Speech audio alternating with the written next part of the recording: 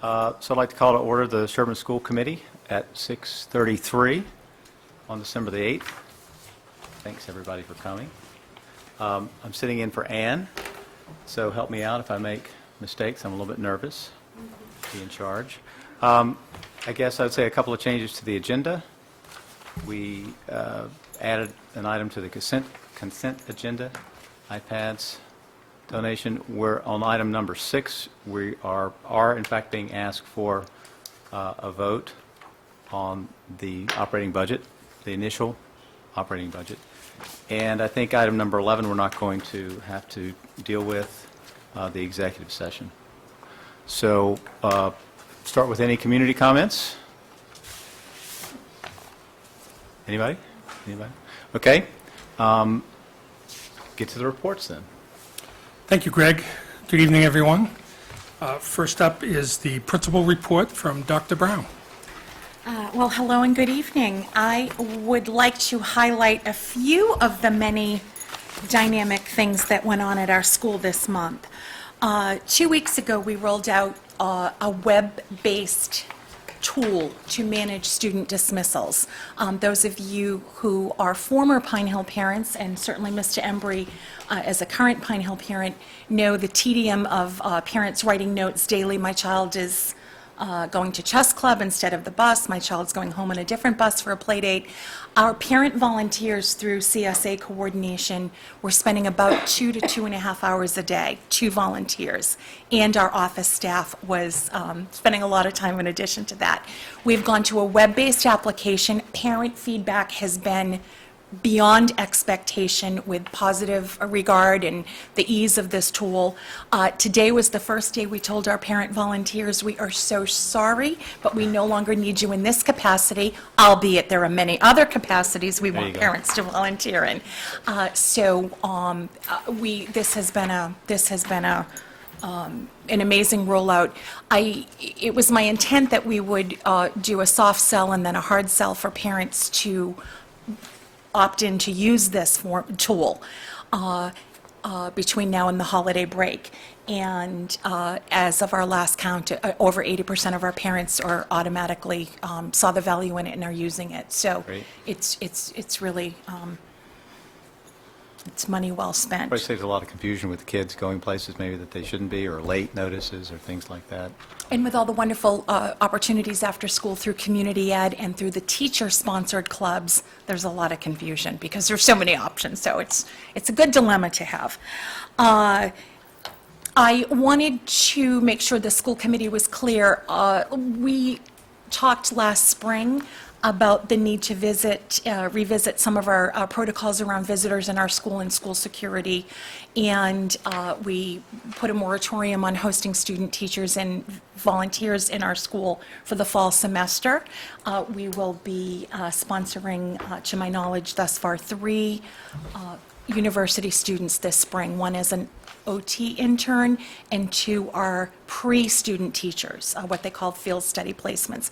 They will be fully supervised. We are super clear on sign-in, sign-out protocols and all of the supervisory things we talked about last spring. But I wanted to make sure that you were apprised that we would resume that important professional practice of helping to grow the profession. This week, we are sending out our pre-kindergarten registration letters. Those are families that we're aware of through the town census and/or families that we're aware held their children out last year. Occasionally, families make the decision due to late birthdays or what have you. So tomorrow, we are mailing 66 pre-registration letters to get confirmation for what will ultimately become the families that we'll ask to register for school. This is the time of year where our CSA generously offers a window for teachers to apply for fall grants. They usually allocate about $4,000 in fall grants. And many great ideas are coming forward, but I wanted to mention the excitement that ties into last Monday's teacher workshop day, November 30th. Our Pine Hill teachers spent the morning at Pine Hill School working with folks from the region and our school nurse around the tenets of challenge success. And we spent the afternoon pre-K through 12 all together at the region, working with some consultants from Providence, Rhode Island, on helping to make sure that we are developing resilient kids, resiliency and mindfulness being the focus of challenge success. So it was really neat to see many of the grants that are being submitted for CSA monies are around strategies and tools for bringing more increased mindfulness into the classroom. So maybe somebody will share out on that later in the year. And finally, I would like to recognize the professional talent and leadership of our 4 curriculum leaders that are stipended to serve in the 4 core content areas. Heather McKay, Robin Mansfield, Rachel Correa, and Jatora Lundquist for their leadership and collaboration with all of our educators to revise our report card format and the structure by which we report on student progress. We will be ready to launch our new document next month when we send out report cards. Will that be online or will the? Not yet, Paper, okay. not yet, but Right. ultimately templates will be developed for Aspen. All right. It takes a while for the vendor to design those templates, so Okay. we want to do a dry run first. Thank So you. unless you have questions, we'll stop there. I know we have a Any lofty questions? agenda. No questions? Thank you. Dr. Ledoux? Yes, thank you.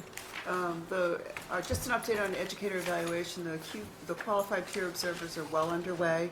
I am actually meeting with them this Wednesday to discuss how's it going and also to look collaboratively forward to see if there's anything we should change about that spring training course. And we've also put out applications for a new cohort of QPOs who will join the others. So we're well underway, great feedback already, so I just wanted to provide that update. Barb spoke about the professional development, well received across all 3 districts. And the Wellness Committee has met. We met on November 16th. And I wanted to just give you an update that Janelle Madden provided an update on food service as it aligns to the Advocate report at that Wellness Committee. You will see the next version of that at the Joint School Committee in, I think it's February. So that's what's been happening, and you see some middle school educators who presented at a national conference. I think it's important for us to recognize those people and to spend time sharing the ideas that are happening across the schools. Thank you. If you don't mind, who were those educators and what did they present on? It was Laura Mullen, who's the English curriculum leader at the middle school, and Anna Hurley, the science curriculum leader. And they did an interdisciplinary unit infusing poetry into the science using observing skills. The poetry is Joyce Sidman. They presented at the National Council of Teachers of English, and Joyce Sidman, the author, joined them. So That's it great. was well received and well attended, and they actually shared their unit with everybody who was there, have been prompted to maybe start to think about writing a blog and publishing what they're writing. Excellent. Well received. Thank you very much. Terry? So an update regarding the coordinated program review that all 3 of the districts will be going through. On Friday, December 4th, DESE had a training on using the web-based program for submitting documentation and other information. All of the coordinated program review is done web-based now. This is our second, for special education, our second coordinated program review that's been submitted this way through the web-based. It's much more convenient than the old process that we used to have where we filled boxes full of documents that they required and had to get those to, the Department of Education. So this is much more efficient. All of the documentation and required information is due by May 17th, so this spring, and the visits for each of the 3 districts will happen in the fall. We don't have those dates yet. We will get those dates. But Dr. Ledoux will be also doing a web-based program this time, for the first time this year, for ELL and for civil rights as well, for each of the 3 districts. As a reminder, Terry, could you just do a quick explanation of the coordinated Absolutely. program review? Yes, so the coordinated program review is done by the Department of Education, a full review every 6 years, so they go into the district every 6 years. They are looking for evidence that you are meeting all of the state and federal standards in all areas. So they will come in, they will examine files. They have given us a number of files that they would like presented the day they're here for the on-site visits. They can request additional files as well. But they'll review files, they'll review all the documents that we submit online to make sure they're in compliance with state and federal regulations. So they do that full review every 6 years, and from that review, they will report to each of the districts any areas that they find there needs to be some improvement or change. They will notify us of that, and then we submit to them a corrective action plan for any areas that they find are, we have not been found to be not in compliance, but areas that need improvement. They're always going to find something, aren't they? Typically, although at the last full coordinated program review, Dover had no findings. Sherborn had 2 areas that we did a corrective action for. I wasn't involved in the region. I don't know the exact number. There were a few more at the region, but that's to be expected. Will we see that? Absolutely. It's actually public once it's sent to us first, and then it's made public. Anybody can go on to the website and see Okay. reports for any districts. But that report is more than a year away, so the DESI Sure, yeah. final report. Yes. I've just thought about this, the questionnaire that you sent out to parents that you did and had a great response. Any plans to do that? Again, I know that's a lot of work. Would you like do it every other year, or? We certainly could do this every year or every other year. I think, based on some feedback from the last survey that we did, I would probably make some changes. I would really like to, this year, try to get out a survey for teachers in the district of their thoughts on our reorganization, how things are going, and get some feedback there. I personally wouldn't think every year, Yeah, maybe alternate, do Yeah. teachers, every, you know, but it was really teachers' informative. families. It was very for us. informative for us. It was very. Thank you. And just a quick follow-up to Terry's report. I want to just let you know that since the summer, Terry and I have been talking about additional administrative assistance support for her. Currently, she does not have that administrative support. And so we're able to identify some grant funds for this year. We created a job description, posted it, and we've hired someone who will work at a minimum through the remainder of the year. We're paying for it out of available grant funds. Those funds will not be available beyond FY16.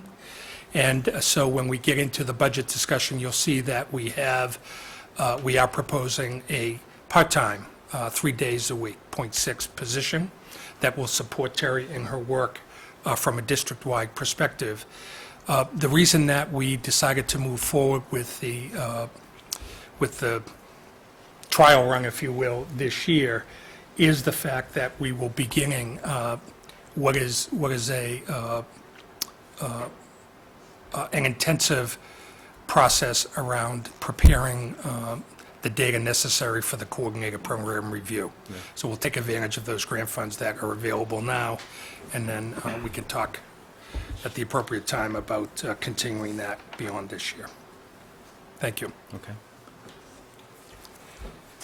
And Interim Superintendent's Report, there's one item that I wanted to share with you. You've received communications previously from me electronically after the November 17th vote of the State Department Board of Education. As you know, the State Board voted to neither support Park or stay with the old MCAS. Instead, the Commissioner made a recommendation to move forward with a revised MCAS assessment, so-called MCAS 2.0. the document I've supplied for you as part of this packet came out last week from the superintendent and further explains some details. But more importantly, in this document, the commissioner is recommending and urging, actually, all school districts who remained with MCAS last spring, is urging districts to take advantage of participating in the park assessment next spring as opposed to the MCAS. He's touting it as an opportunity to become familiar with a test, the park test, which will be more similar. The new MCAS 2.0 version will be more similar to park than to the old MCAS. In other correspondence, he has identified a deadline date for districts who choose to participate in park. And part of the context is that districts who chose to participate in park last spring will be required to continue participating in it next spring. Those districts who opted out and decided to stay with MCAS will still have the choice of MCAS or park next spring. I can tell you that at this time a year ago, I was recommending to the school committee in Winchester that we administer the MCAS test. We stayed with MCAS.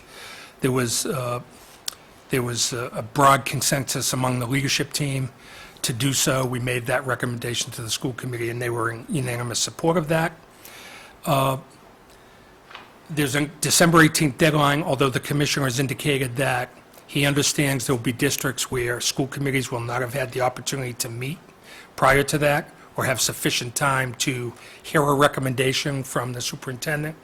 So I'm waiting to get some information from the commissioner on how long he can extend that deadline. At some point in January, the department has to know who's taking what in terms of ordering tests. So the leadership team has not had an opportunity to discuss this. And I think that the appropriate step is for the leadership team to be able to discuss the concept and come forward to the three school committees with, well, actually, it is the three school committees, because it would be a grade 3 to 8 situation.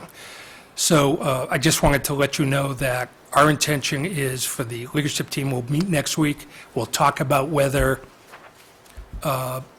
things have changed to the point where we may want to take advantage of doing park instead of MCAS. Gives our students and staff an opportunity to see the different type of test that will be administered. Everyone will be required to take the new test, whatever it's called, in the following year. So I want to talk to the leadership team about it, get their feedback, and hopefully we'll be able to come back at the January 12th meeting with a recommendation for the school committee as to whether we'll do park next year, whether we'll stay with MCAS or do park. I'm curious, how does this affect the teachers and the students in terms of assessments and what those assessments assess?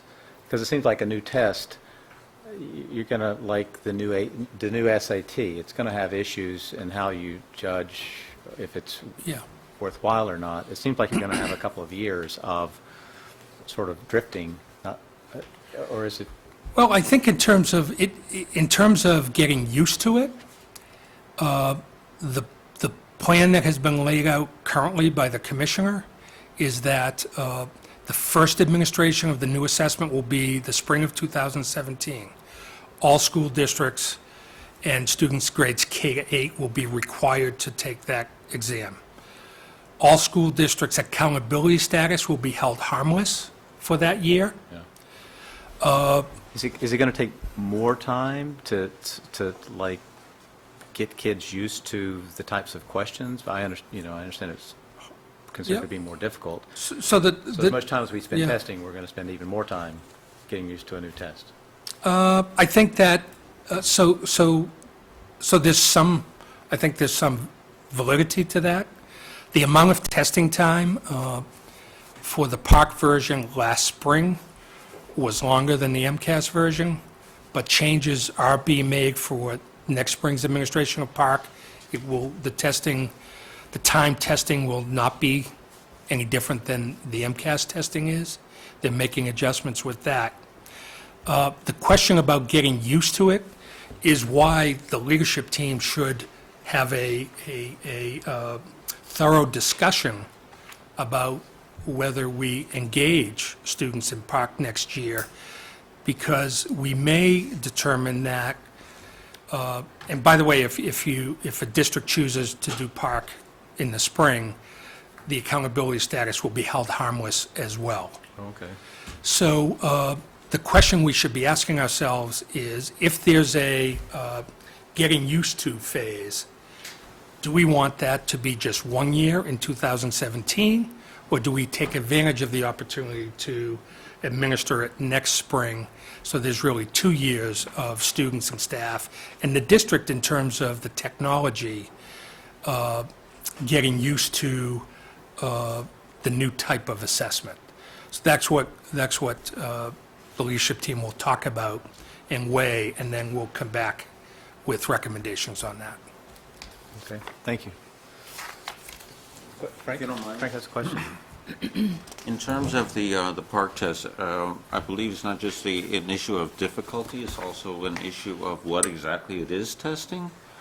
And doesn't it make sense that if you're testing something, that students are prepared for that, what's going to be tested? So it's not just an issue of the time that it takes, it's something for the team to consider.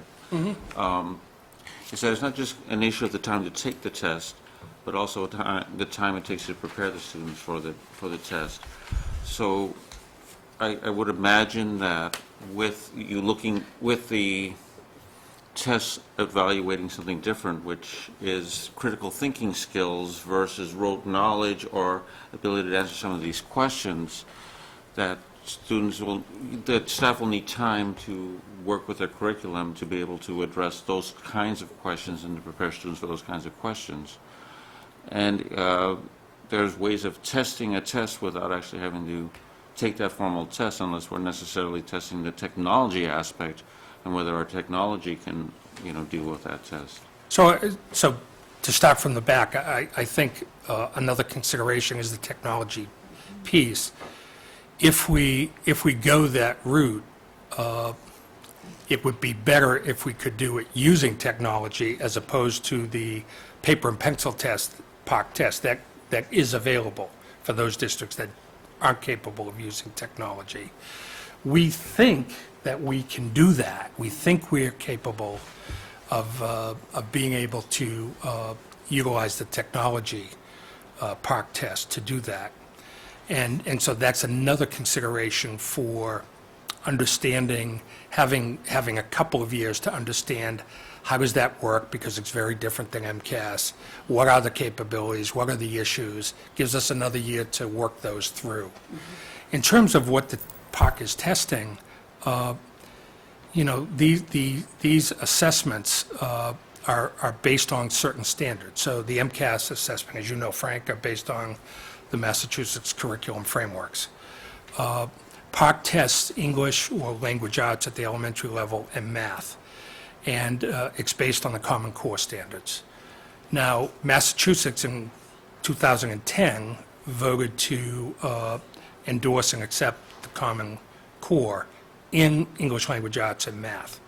And so the assumption that I'm making is that districts have, since 2010, whether they've been engaged in POC the last year or not, or have stayed with MCAS, have, over the years, done the work necessary to adjust the curriculum to reflect the Common Core standards in English language arts and math. Now, perhaps that's a discussion we should have, and we'll have to have at the leadership team, but I believe that work has been done in this district. So I'm not, and given that, I'm not as concerned about the content and what it's testing, because I believe that, in large part, the curriculum in the elementary school and the middle school are meeting those standards, are aligned with those standards. So, the types of questions are a little different. We're told that if you stick with the MCAS, the MCAS version for next spring will have some POC-like questions that will be part of that. So it's, unfortunately, I wish we had more time to thoroughly study this, so that the timeline is tight, but we'll give it a shot, and we'll come back with what we think our best recommendation is. Thank you. Questions, moving on to item 4, the monthly financial report. Thank you. In your packet, you've got the monthly financial report as of October 31st, 2015. This is the new format that was presented at your last meeting, broken into salaries and expenditures totals.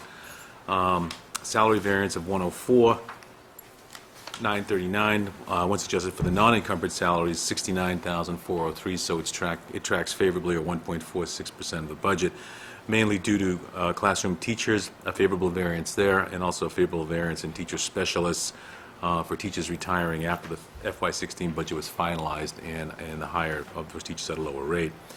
The superintendent line item, obviously, always also tracking favorably due to the transition between the old superintendent budget and the interim. Unfortunately, on the negative variance side, the not so favorable side, SPED district leadership, this represents the Director of Special Education's allocation, the new SPED team chair position at Pine Hill. The overage is due to the team chair being hired at a higher rate than anticipated, and also an additional month of the former elementary SPED director and some retirement payout that we had for her when she left. Function paraprofessional instructional assistant, this is due, again, an overage of $19,260 due to an additional educational classroom aide that was added after the FY16 budget was finalized. On the expenditure side, basically the only major, or actually only overages on the school committee side, mask membership, tech assessment, and the Sherborn share of the NESDEC executive search for the new superintendent. All other expenditures track favorably right now. Although, like I said, the SPED transportation bills from the Accept Collaborative have not been received yet. We did get those in last week, so the November bill should reflect the costs there. Extraordinary maintenance work has been a little bit on the high side due to fire alarm upgrades that were requested when they did the fire alarm annual inspection, and some septic tank piping repairs. These bills will hit, and you'll also see those on the November report. Hang on just one second. So fire alarm. How much was the fire alarm upgrades? Do we know? Good, that's on our capital report. And I just wanted to make a note for our capital report. Right, I think he's talking about some Extra horns and strobes. alarms, but not the central box, I don't think he's talking about. No. Is that what that is? That's okay. I can get it from you later. I'm just more curious. Do you have a ballpark on It's what about the... $4,000. And the drainage work was on the order of almost $5,000. Okay, thank you. I'm sorry, do you have a question? No, go ahead. Oh. I missed the up in the top, the salary, the superintendent, the $30,000 differential pertains, okay. The difference I'm sorry. between, yes, That's a positive $30,000. Yes. I'm looking at the dash. positive. It's negative, okay. Yeah, so just as, that was my question, just as clarification. So if there's a parenthesis around the number, that's not good. That's not good. And if there's not a parenthesis, that's a good thing. It's really good. Okay. I like that. I was trying to figure out, 'cause as I was reading this, I wasn't sure which, was the direction of positive or negative direction. Sorry. Can you give me a little more detail on the SPED leadership of the 42,440? Terry, maybe you could address this. What was the idea of how much was going to be paid or budgeted, and how much more did we pay? Do you want me, I can Just answer that. ballpark, I'm just, Of the 42,000 negative variance, 29,000 of that was paid to the former director for the 3 months that she worked during the school year. Her replacement came Oh. in, Okay. yeah. All right. So that's about 29,000, and then the additional cost for the team chair that was hired above what we had projected is about $12,000. So that's, 29 is a one-time, yes, correct. and that was for transition? Yes. So is this, this has been, there's a bit of a story to there was an attempt to change structure and was voted down, and then maybe 2 years later, you changed structure, which was different than the first one, and now we've moved to what the original one was. Right. Is that right? Yes. So with an assistant for you, and I saw there's some offsetting numbers there, are you squared away with with the new structure and what needs to be? I believe we are. We have an interim team chair at Chickering, so there'll be a transition there, but we have the positions in place for each of the buildings. And it's working like you want it to? It's working wonderfully. We hired some very talented people. Good, awesome. Any other questions on the financial report? Just, Greg, if I can make one note for context for some discussion I think that will happen in the next agenda item under capital. I want to note the budget remaining number under total salaries on the monthly report is almost $105,000. So the assumptions here, do you see where I'm Oh, where I'm total at? salaries, okay. Yes. So in the column that says budget remaining, Got it? 104,939. 104,939. So there are some assumptions here. So in all of these lines, these salary lines, with the exception of substitutes and custodial services, all known salary expenses have been encumbered. So the remaining budget in those lines reflect what we assume and project will be a positive variance at the end of the year. Okay. Substitutes, the remaining balance of 30,000, we don't encumber that line because we can't project what the need there is going to be. So just for my edification, probably for the 18th time, an encumbrance is something that do you expect to pay or you're contractually obligated to pay? Yes. In some form or another? Yes. Okay, so Liability. actually, so that down at the bottom of that, the SPAD transportation, Yes. 122,637. That you haven't spent any so far? We haven't gotten any bills yet, Yeah. and we haven't encumbered anything. We're still waiting for the Accept Collaborative. It's a new year with the matrix structure that they came up with. Okay. So we're waiting for those first batch of bills to come in. All right. And the tuition, only, I guess you haven't got tuition bills, only 47,000 encumbered, is that, it seems like a pretty big budget remaining Yes. number there. So it actually reflects some movement there among the students moving sometimes from collaboratives to other programs. Okay, so, We anticipated them being in a collaborative program, they may have gone to a different kind of program. so if when we made the budget, you anticipated them doing this, and then you get to the actual year and they're not, if they were doing that, you would encumber that, right? Right. But since they're not, they moved, they did something else, or, And it ends up as a budget remaining balance, yes. And okay? I see it's rather tight on the non-public schools, though, right? Yes. So the point I wanted to make under the salaries budget remaining is that we assume that we'll spend the substitute line.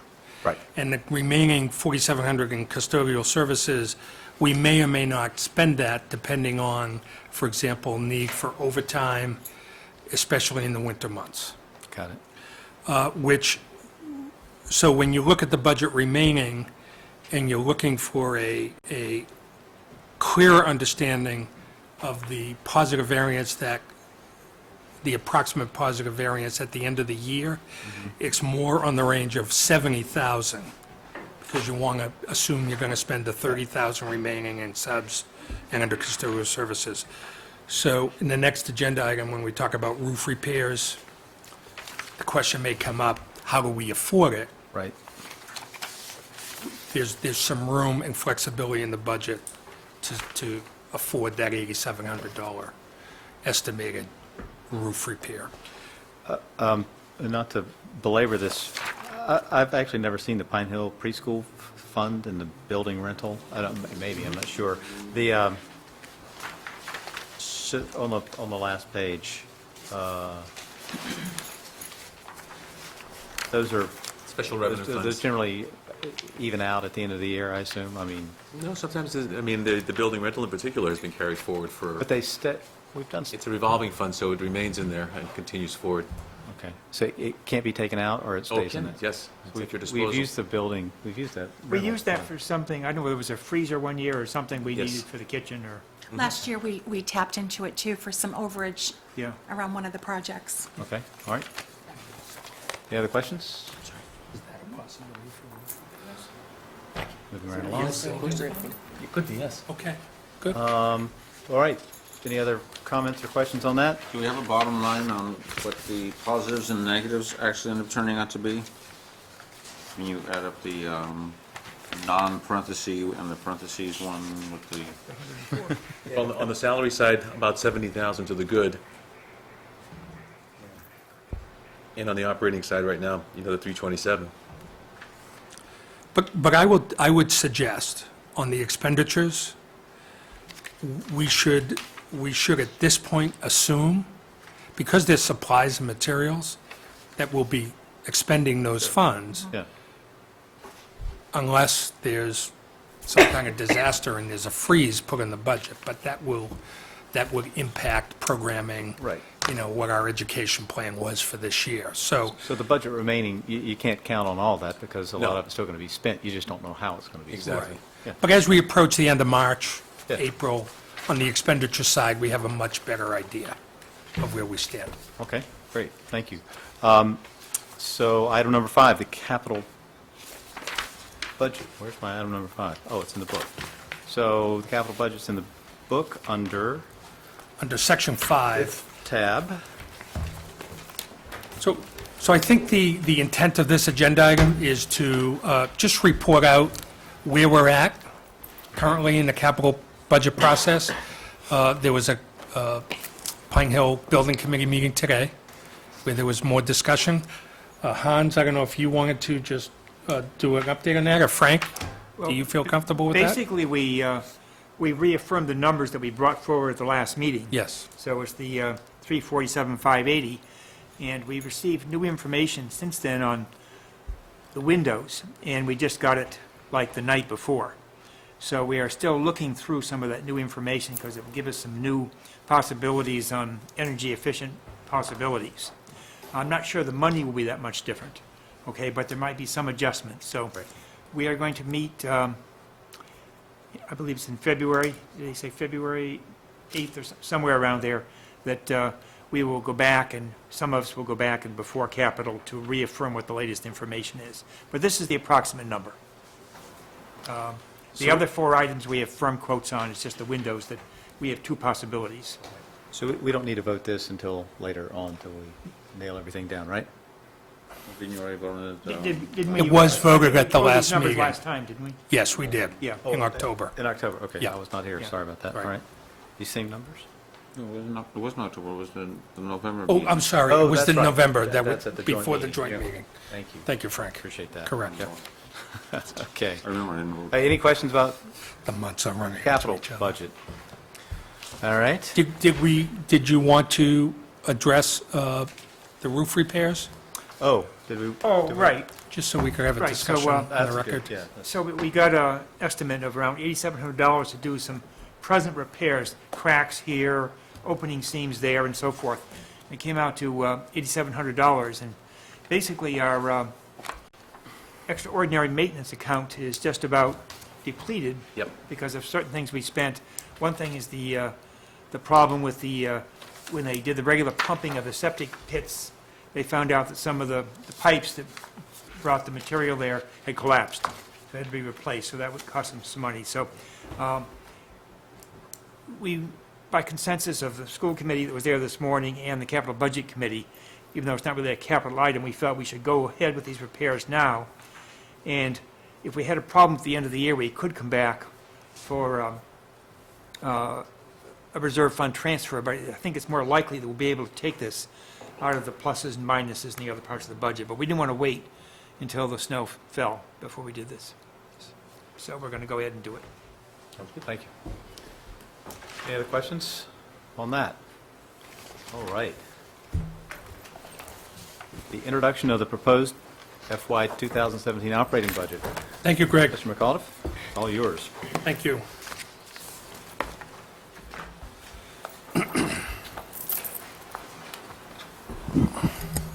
So what you have before you is the, what I'm calling the first pass of the proposed FY17 operating budget. Dr. Brown will introduce the Pine Hill School proposed budget by speaking to some highlights of the teaching and learning components of the budget. I will follow up that presentation with some general remarks and comments regarding to the other parts of that budget. Before we start that, I want to just clarify, there was some confusion around whether action was needed tonight and what the potential discussion around this presentation would yield at the conclusion of the presentation. And so I went back and just quickly reviewed the minutes from last year's meetings. And in actuality, this year, we are about a month behind the budget process. So last year, the first proposed budget, the first pass, if you will, was actually presented in November. There was some discussion at the November meeting. There were some recommendations for making some adjustments. There was no action taken, however. There was no vote on the budget in November.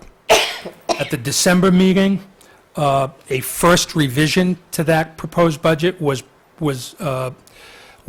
forwarded and brought to your attention by the superintendent. And during that meeting, the school committee did take action on approving the budget at that level. And the reason, I believe, is because the budget has to be presented, or at least sent to town hall by the end of December. And so good practice would be that the school committee would be sending a budget that they at least took a vote on, with the understanding and knowledge that the budget development process was not over, and that the committee would be continuing to discuss and perhaps make further revisions to the budget over the next couple of months. So in January, there was a second revision proposed by the administration. School committee took action and approved that. In February, there was a third revision proposed. School committee took action and approved that budget.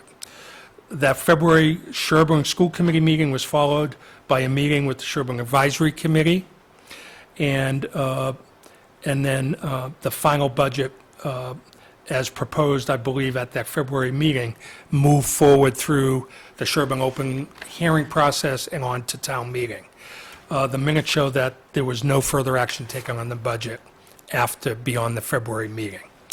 So for this year, we are considering this as the first pass, so we expect that there'll be some discussion, and as a result of being prepared to forward a budget to town hall this month, that's why, as Greg mentioned at the beginning of the meeting, we will ask you to take a vote, either on the number that's presented, or if there are changes as a result of discussion, whatever that change is. However, I just want to be very clear, and we'll talk about this some more, that we fully expect that that in January, there'll be further discussion, and I assume there'll be some recommendations for adjustments as we learn more about some details that we perhaps don't have as much information or all the information we need to know now. The same would hold true for the February meeting as well. And there is a March meeting scheduled for March 8th. It's before the open hearing, so if we have to make further action, we take further action, we can do that then.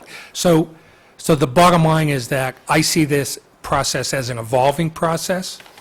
There's information there's new information that will come up over that time based on discussion and recommendations, comments from various parties, including the school committee. I expect that there will be some continual revisions as part of this process. So, having said that, I'd like to have Barbara start the presentation off. Thank you. I'll follow. Thank you. Thanks, Barbara. Frank and I had, Sorry, just historically, I've been doing this for a long time. I don't know if this is how it's always been said, is that the vote taken tonight is the high water mark for the budget. Again, that's Yeah, what's well, always been said. I don't know. If we only knew what high water mark was, Yeah. right. But I don't know if that's a part of the bylaws or whatever, but that's what's always been clarified when this Right. vote has been taken, is that you can revise it, but not Right. higher. I think I would wait. I understand exactly what you mean, and I've had that conversation, Yeah. and I think I would just wait until the end to see what the discussion is like before we describe how we want to describe it. You know, No, I was just wanted to make we would sure assume it'd that- be the high water mark.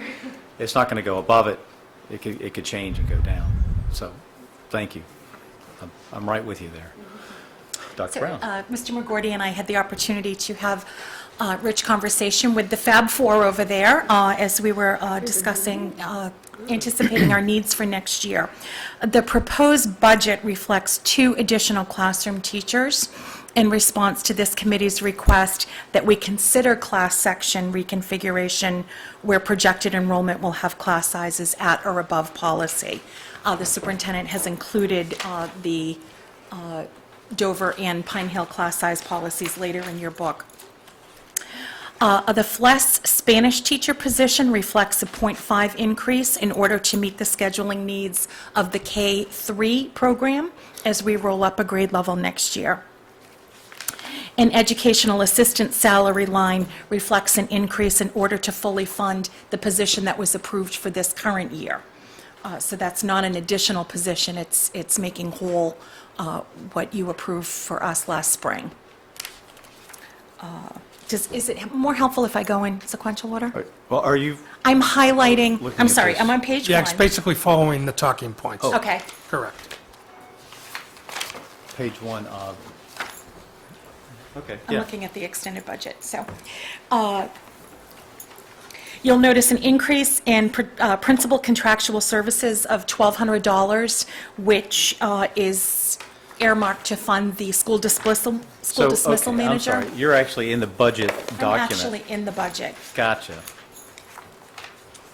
and I'll speak Either to- way, the Okay. notes in the budget document in large part mirror the talking points at this point in the process. Different order. So you can, yeah.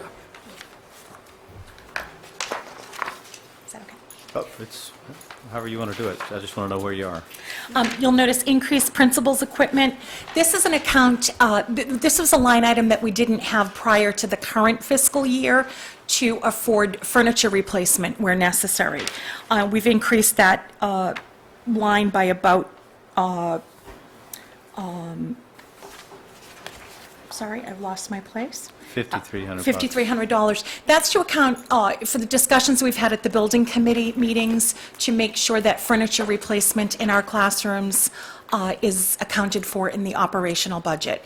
This year, we replaced broken or old furniture in the building, and we outfitted 1 classroom with new furniture.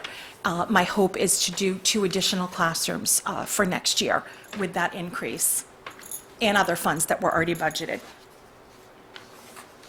You'll notice an increase in principal supplies and class supplies, about 10 or 11% in each of those lines, to account for inflation that we experience and to keep up, believe it or not, in this high technology era in our school, we're printing more and copying more. Our students are doing, we're going through more reams, pallets of paper. So I've accounted for some additional supplies. But we were all digital, aren't we? I know, but Digital? now they print out their final project, and there's art and all kinds of exciting learning products.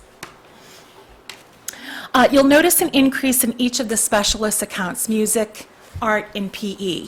As we have worked to align curriculum and programs across arts and health and PE programs across both of our elementary schools, there was a notable disparity in what we afforded for instructional materials, and I'm looking to make that more similar. We've increased the professional development account by $9,240. The bulk of this is to reflect an additional cost for the QPO salaries. Those are our qualified peer observers that are now part of the education evaluation agreement. And you'll notice an increase in our technology hardware account. $58,850 reflects what is put in the technology supplement plan for next year. This is infrastructure, specifically Wi-Fi, and new or replacement equipment. Okay, you lost me now. You're, That's on page 3. I can go more sequentially. I'm just highlighting the accounts that you'll notice a notable increase in. It's meant to be an overview. yeah, that's fine, that's Yeah. that's perfectly fine. So technology, sorry, on page 3, at the bottom of the page, tech supplies, tech software are remaining static in our recommendation, and technology hardware has an increase of $19,000, $690. And that correlates with our technology supplement plan. That accounts for all of the replacement boards, replacement desktops, laptops. The only thing we're increasing at this point, in addition to some of the infrastructure capacity, we're still increasing Chromebook availability in 4th and 5th grade. Other than that, the number of devices we have satisfies our current application, so the other funds are for replacement, items that need replacement. Can those, Go ahead. can those Chromebooks be used for the park and so forth? Yes, Okay. yep, yep. The mobile devices, laptops and desktops can all be used for the park. Can you do me a favor? Mm-hmm. The technology, it says see Pine Hill Technology Plan supplement for details. That's not in here, right? That's, I don't believe it It is. is, and we will provide you that, so you can put it in That'd your be- booklet with you.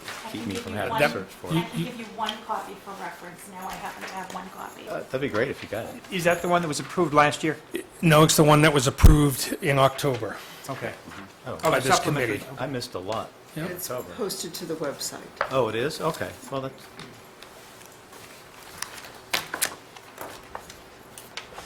thank you. All All right, keep on. Question on that is, what do you see in this area for support, financial support going forward? I know that we sort of behind and we had to catch up some. Do you look at this as yearly support in this area, or do you look at this as a one-time big bump? Specific to technology? Yes. There's a one-time cost in there for our Wi-Fi infrastructure, which is different than what we've talked about in our capital planning. Right. That is a one-time at this time increase. The Chromebooks would be a one-time expense. And then, at this point, our iPads, our desktops, our laptops are all on a replacement cycle. And that's part of this money? That's part of this money. We made a huge inroad with replacing our projectors, as you recall, with funds from last year. We still have a few projectors to replace sooner rather than later, where a good portion of the replacement costs need to go. We've not replaced any of our whiteboards, and those are quite dated. Right, so you recall, the tech plan supplement is a 5-year replacement cycle that Mr. Rotako has already determined, so he can tell you what that replacement cycle, but it's also for what are the new initiatives that need to be able to support 21st century learning, and that's where the Chromebooks come in, so it's a balance. So when we spoke about it in October, that's what that balance was. So when was this approved? The 58,850? At the October Sherborn School It Committee was- meeting. It was presented, Was- discussed? It was presented in September as in advance. There was discussion, and then it was brought back for final approval in October. This was just, no, it was presented in October, Oh, I'm sorry. yes. Okay, so I missed the October meeting, so I Yes, apologize. which, was it oversight on Misspoke. that? And as we added next year's projections, you can see all of the last 3 years, we keep adding to the tech supplement plan, so you've got the history there in front of you. So the only piece that we're adding additional devices is in 4th and 5th grade Chromebook access. Other than that, we've got the mobile devices that we've fulfilled our vision. The rest is replacement. Right. And are there numbers going out beyond this? I just wonder, and this is my own ignorance, why wouldn't we include part of this as capital? I would think, is technical hardware capital, right? I mean, if you're buying a bunch of it. Actually, that came up before, and they were using it as capital, but most computers now don't last more than 5 years. And to be qualified for capital, it has to be 5 years. Right. So they become dated. Well- The software particularly does not fit. I think it makes sense to have the replacement plan and have money in the budget to replace things as you need it. But if you have this, one-time bump a lot, I don't know. I don't know. I'm not sure what makes sense. You've got 22.5 here for laptop and docking stations, and 18.3 for laptops, and projector was 10. I know we transferred some money around, but I wonder about having the line item smoothed as opposed to up and down, because when we do next year's, you generally project off of last year's budget, and if this is a pretty high number, does it make sense to have something that's... We usually keep it around the $40,000 mark, but Mr. Ochako had put forward to improve the Wi-Fi infrastructure at Pine Hill in advance of maybe an online assessment, and feels that's a one-time cost that brought us up to the 58. It's Right. 14,000. So if you look at the budget spreadsheet, under the function code District Information Management, it's on page 3 at the bottom, the technology hardware line. Yes. And you look at the actual, so if I'm not mistaken, the first year of the technology supplement plan was FY15, is that correct? Yes. Okay. No, 15, 16. We're in our, This is the third year, 14. 17 would be the third year? 16, 17. no, this is our 4th year coming our up. 4th year? Yes, Okay, of the tech plan supplement. Coming up. Next year's our 4th year. Yes, Yep. it is. Yep. okay. Part of the piece too, when you look back to fiscal year 14 and we spent $8,000 on technology hardware, please keep in mind that DSEF had allocated tens of thousands Oh, of I dollars to understand. Pine Hill School in the years preceding. Right. So now that we have that equipment, we need to maintain it and replace it. So the point I think I was trying to make, Greg, if you look at that, there will certainly, going forward, I think the intent is to make an effort to smooth that as much as it possibly can. And if you'll notice in FY15, expended was 50,000. The plan last year was a little less, 39. Well, does what did we spend? We shifted money from someplace to buy, how much, $20,000 in projectors, or 30,000? Is that's not reflected here, is it? or would it be if it were transferred from some other line item to, We have to look up to see. 2015. what was charged I to. don't believe that was charged to this account. That was the end of year, wasn't that? Yep, unexpended funds. If you, We'll do some research on that. if you look at FY15, where we spent $50,000, that's probably the first year where we started to pay for our own. In other words, before it was DESF was paying for us. And so that's the first year we had to pay for our own. Well, that makes sense. yeah, that's. Sure. And I think DSEF said no more technology, sort of. Not strictly, that we have paid for some technology associated with curriculum development and that sort of Right. thing. But We're not buying in terms iPads of anymore. replacing carts or buying iPads or that sort of thing, that was the Are you still technology? If you're on technology, I'm ready to jump to another part of the presentation at this point. Okay, jump. So, Bill, I'm sorry? I would just respectfully suggest that if I could do my presentation Okay, sure. and then open it up to Oh, I'm questions sorry. across the board. I'm sorry, Barbara, were you finished? Yes, thank you. I was highlighting things pertaining to teaching and learning that reflect a notable increase. Okay, thank you very much. I apologize, Bill. No, not a problem at all. So the original intent in our presentation was to, through our comments, provide a general overview, just some talking points, highlights of the budget, different aspects of it, with the knowledge and understanding that after our presentation, the committee would then ask more specific questions, ask about specific line items, ask about comments made as part of the overview, any and all of that. And I certainly didn't anticipate that given that the committee received these materials Friday, the day before a weekend, I certainly didn't anticipate that members would be spending a lot of time going through all of the details, knowing that this is an evolving process and that there'll be continuing and ongoing discussions.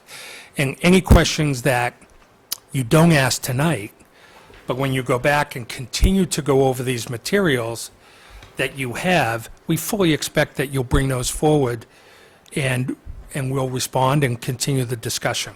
So I can get into that a little more after, but that was the intention of the presentation, the first part of the presentation tonight.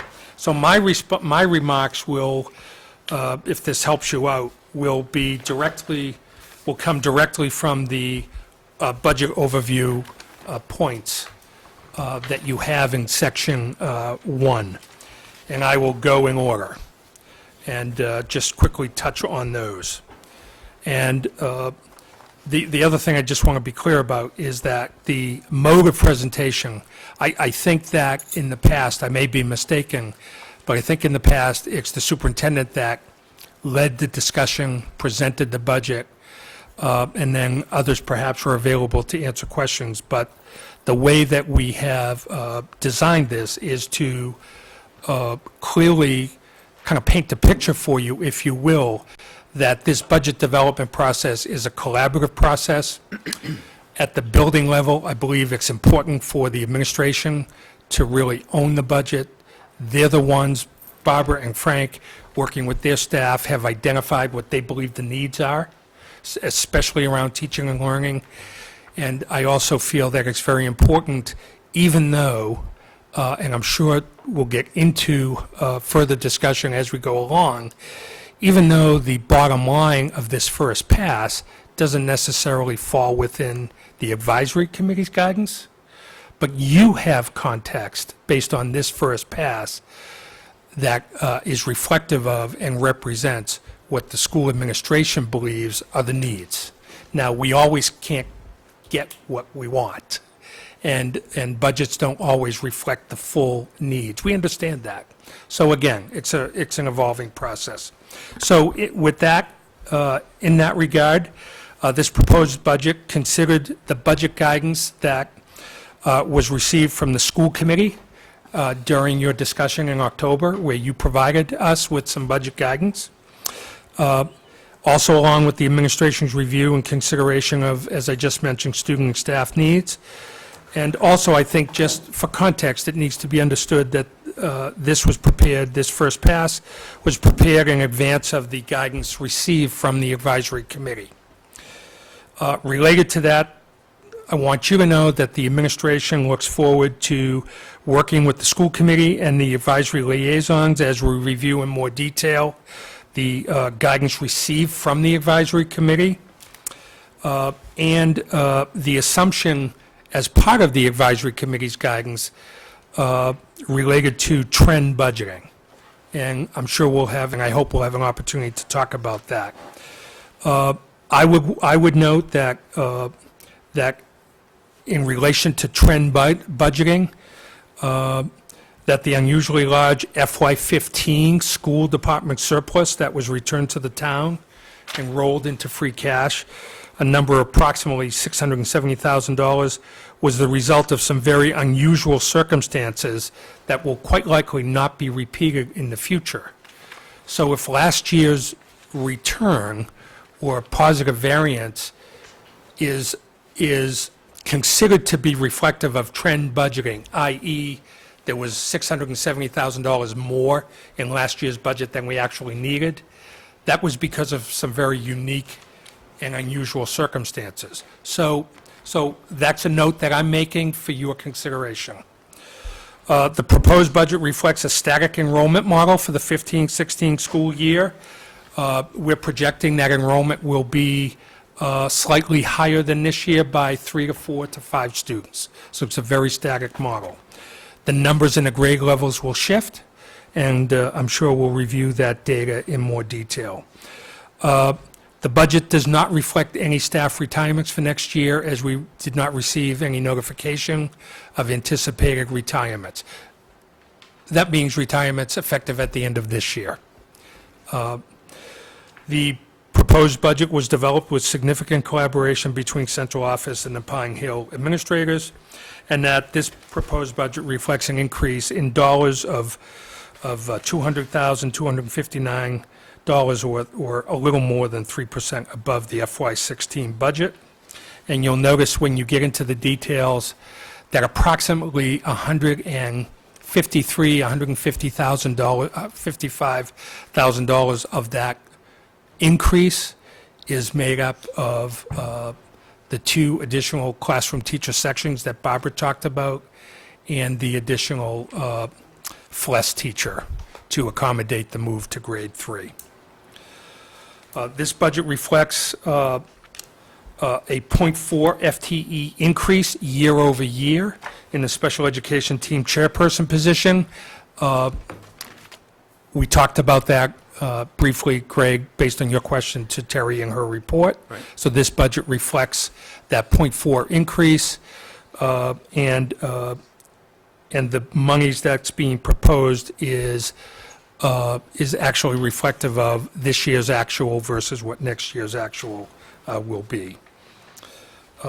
Let's see. This proposed budget reflects an adjustment in the funding of the Pine Hill Special Education Secretary line item. So the secretary line item position has been funded previously by the federal IDA Special Education Grant.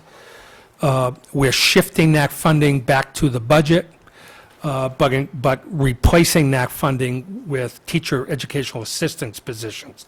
So it's really a zero net, it's a zero net sum change. We believe it's more appropriate to budget educational assistance positions to the federal grant than a secretarial administrative assistant position. And then it's also, that line also includes, as I mentioned earlier, the proposed 0.6 FTE administrative assistance position that will support the pre-K to 12 special education director's position. And again, when you get into the line item, you'll see that the $63,000 $217,000 addition is offset by a reduction of $67,000 in the special education assistance line. So I don't want people to be confused by that. We're just shifting what we're paying for under the IDA grant. Rather than paying for a secretary, we're going to be paying for 3 educational assistants. The secretary will be funded in the budget. This budget reflects a longevity payment. The longevity payments, the annual longevity payments that teachers and staff are entitled to under the contract language for next year, as well as one placeholder for retirement payments. You may recall that that was a subject of discussion last year. I think initially there were 5 of those payments budgeted. This budget only includes 1 of those $5,000 payments. The budget assumes a 2% increase in salary for administrators and IT support staff. This budget reflects an increase of $4,055 for regular transportation, as outlined in year 2 of the transportation contract. That includes the additional elementary bus, right? Yep. So you'll recall that in July, after discussions with the bus company around scheduling bus transportation for the elementary students, that reflected a reduction of a bus, that Connolly was able to come back and proposed funding that additional bus for a cost of about a little less than $2,000 for the year. So they're proposing to continuing funding at that level in year 2. So the regular education and transportation increase of where is it, $4,055, I just want to be clear, includes the year 2 increase of the contract and that additional 8th bus, 9th bus for regular education. So we won't be losing that service, and we're getting that service at frankly a very reduced cost. And then 3 more items. Or 2 more. This budget reflects an increase of $15,000 in the extraordinary maintenance line. So there was already some comments earlier tonight related to the roof repairs. We've already maxed out that extraordinary maintenance line budget for this year. So this budget proposes an increase in that. And finally, the budget reflects a reduction of a little more than $122,000 for special education tuitions and transportation. And again, we look forward to engaging the school committee and the advisory liaisons as we begin this process. And there's still much to be talked about, and I'm sure you have a number of questions. I think I'll revisit in my in the budget memo that I included in your packet. I talked about an action plan, some steps moving forward as we continue the process. I think I'll hold off on commenting on those until the end of the budget discussion tonight. Thank you. Thank you. The action plan, that was on the cover sheet of that agenda item. Is that what you were That's referring correct. to? That's correct. No, I'm so mixed up, I can't find mine. Oh, okay. So I missed the October meeting, so the guidance, it was just something, it wasn't anything written, I don't think, in the packet. It was just a discussion, and I Correct. didn't watch it on TV, I'm sorry. So I've got a lot of questions, but I'll open it up. And I guess we want to be mindful of time, so we can get into some things. Maybe if we get too much in the weeds, then we can submit some, I mean, this is getting partly into your cover, but we don't want to spend 2 hours here talking about this, right? I mean, if there's something that we ask questions about and you say, we'll get back to you, then we can handle it that way, maybe? Absolutely. We'll spend as much time as you want to spend, but I think it's important to acknowledge and understand, again, that nobody, I don't think anybody is anticipating that we're making final decisions tonight that will result in, the proposed budget. Right. But some of There'll the, be plenty of opportunity to continue to ask questions, get clarifications, for the administration to provide updates on other details. all right. I have a question. Okay, Frank. So, I'd like for you to help me to understand that we're projecting an increase in enrollment of about 3-4 students, maybe 5 students, and in the budget reflects 2 FTEs. That seems like a pretty healthy ratio of teacher to student increase. I saw the chart on the enrollment by year, by class, and at the end of, somewhere in section 3, I think it was it? In Yes, section sort 3, of. correct. It looked a little different than last time, so it was a little, I didn't go through and do the math, I didn't go through and do the hard calculations, but I thought that maybe you can talk to that of why, if we're only going up 4 or 5 students, that we need 2 FTEs. We're trying to be responsive to, the statement was made that where we have classes at or above 23. And presently, we have 2 grade levels. So to go a little bit more detail on that, could you mind just, I mean, if these were shifted a little bit, I mean, I don't know how things could shift to not have 2 more FTEs, but it just seems, with 5 students, it still seems like a lot of capacity for a small addition in students. I don't understand how that exactly works. I mean, I do see the 3 and 4 grades, which I presume is that this year's 3 and 4, or is that Next year. So this year we got 3 sections of 23.7 average, or is this next year we'll have 3 sections of 23.7 average? This is in the back. If I can interject, so maybe it might be helpful if I just spend a quick minute reviewing with you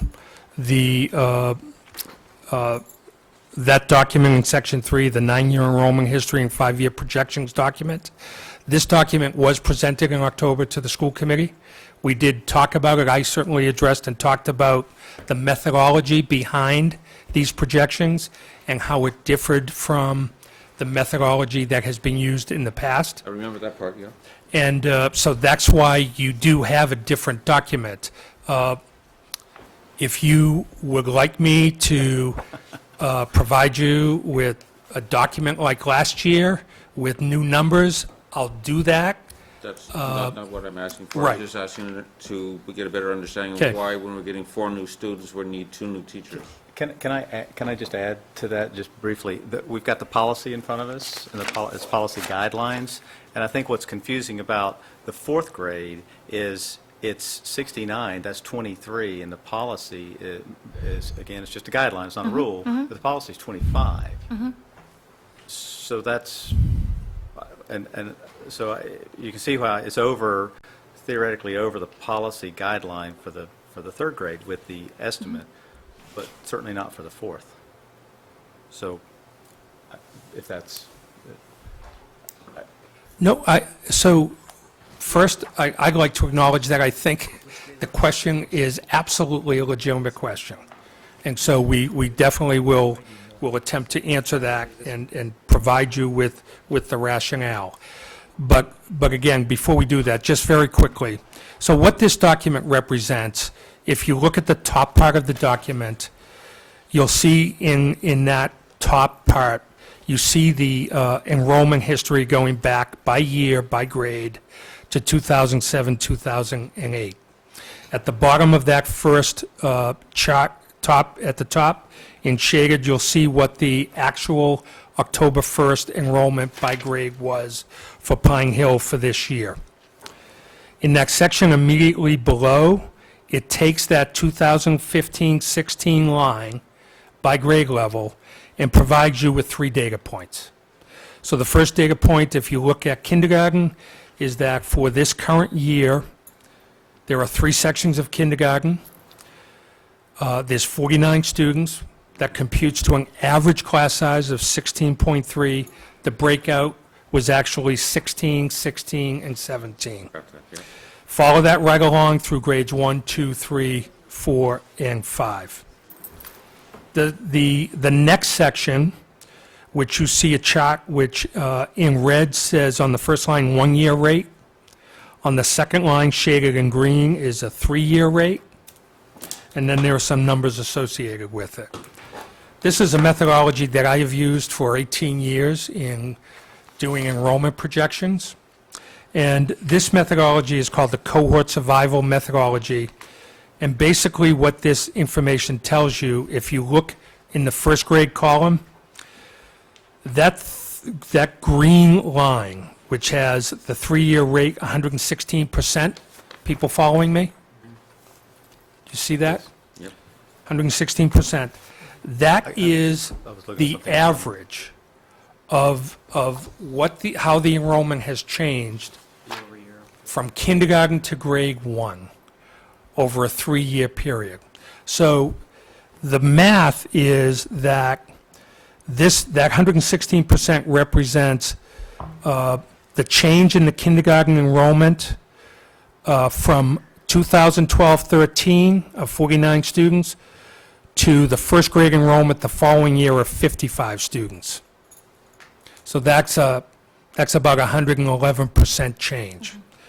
From 13-14 to 14-15, that difference of 49 students to 60 students, so it's the migration of K students to first grade, total number of students enrolled.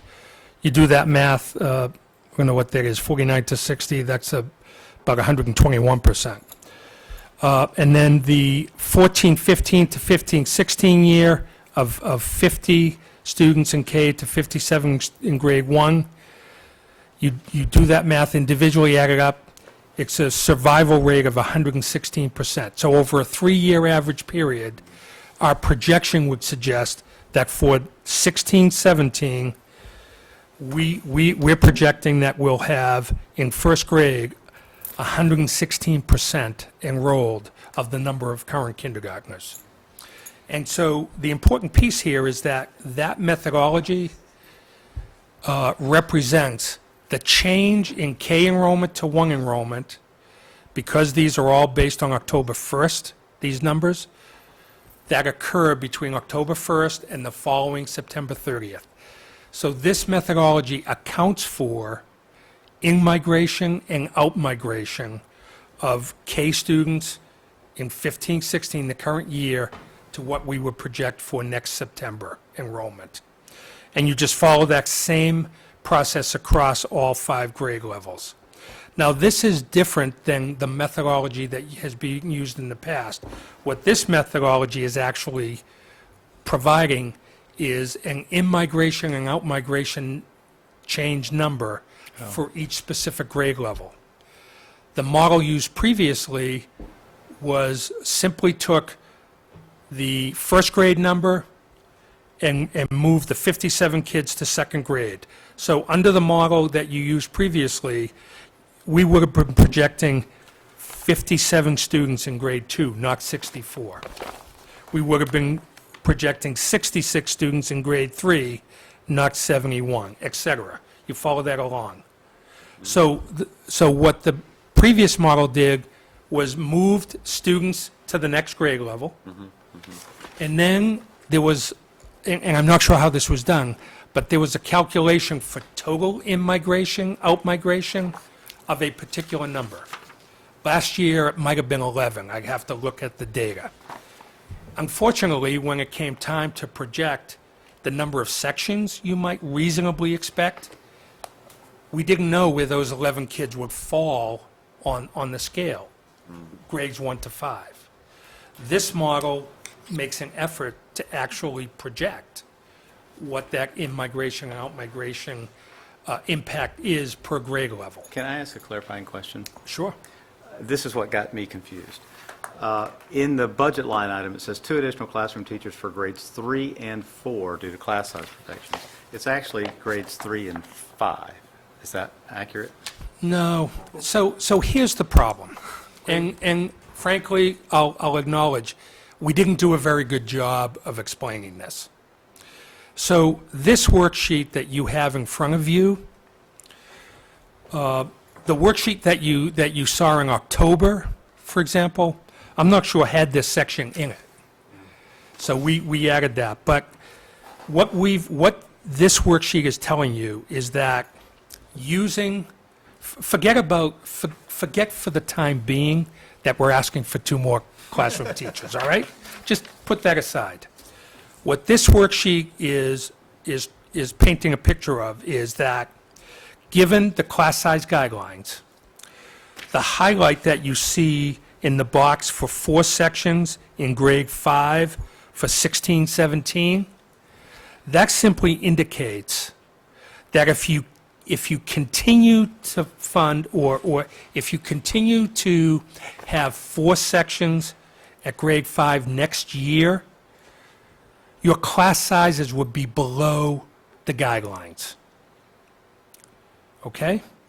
If you look at grade 3, the reason that grade 3 is highlighted in green is because if we're projecting 71 students, if you stick with 3 sections there, 2 of the 3 sections will be above class size guidelines, because the grade 3 class size guidelines are 18 to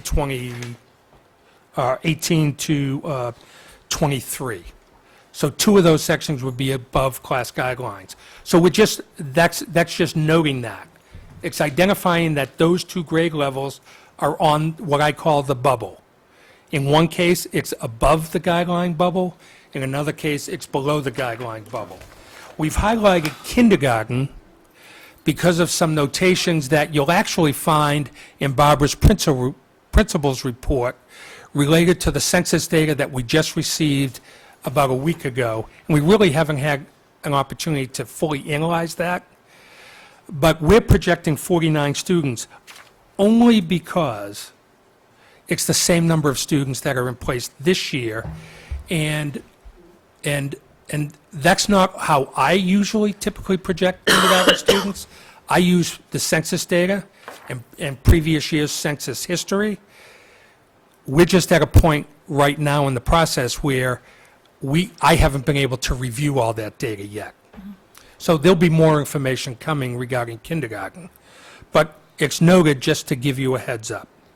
And there So that's what the worksheet represents. And if you look at this, you would reasonably come to a conclusion. Again, forget about the 2 FTEs that's currently in the proposed budget. You might reasonably come to the conclusion that, well, for next year, if we shift one of the 5th grade sections to 3rd grade to make 3rd grade 4 sections and the 5th grade 3 sections, then the 3rd grade sections would average 17.75, and the 4 sections would be broken out theoretically into class sections of 17, 18, 18, and 18 within the class size guidelines now, on the low end, but within the guidelines. And subsequently in grade 5, the 3 sections at 71 would put you at 23, 24, 24, still within the guidelines. And so you're reasonably asking, if we just make that shift, why do we need the 2 additional classrooms? So that's where the process of working with the staff, the administration from the school, they recognized that. However, there's a lot of pressure when you have 3 sections, when you currently have 4 sections in the 5th grade, and there are expectations. We acknowledge this. It doesn't mean that that's what the final decision will be, but there's a reluctance at this point in the game to shift from 4 sections in grade 5, which will raise that class size, to 3 sections.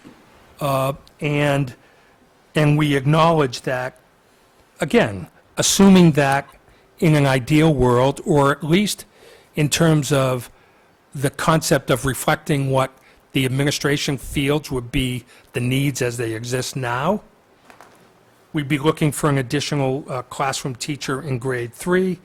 And then in grade 2, in grade 4, again, I think the sense, Barbara can talk about the request for grade 4 probably better than I can, but again, I think it's there's an interest in just having some class sizes that are smaller than 23. But hang on just a second. But that's an important comment, though, given the history of the grade 5 that is 4 sections now, in terms of how that came about. So we're on the bubble in terms of, 3 sections or 4. I mean, it's a tough place to be. But because we've made the choice to have lower class sizes in general, historically, and we have chosen to pay teachers very handsomely, it's something that we have to look at very closely. And I would just say, I'll get into the history of this I've got a couple questions, but go ahead with what you want to say. Small semantic point. The numbers, and again, superintendent's formula accounts for growth, as he very clearly explained, but we have 4 more students, 2 in 3rd grade and 2 in 2nd grade, since these October numbers. So I'm, from a budgetary Would standpoint. you say that again? Where are Our they? current, on January 1st, we will have 22, 23, 23 in 2nd grade, and we will have 23, 24, 24 in 3rd grade. Hang on just one second. 22, 22. 23, 23 In 2nd grade. in 2nd grade, and 23, 24, 24 in 3rd grade. Again, the superintendent's formula accounts for in-migration, but I'm looking at our enrollment as I know it today. As the superintendent pointed out, we've not investigated, but we have 20 more children on the kindergarten census than we did a year ago at this date. We're just sending out our pre-registration confirmations. Registration will start in February through April, but that's a big unexpected.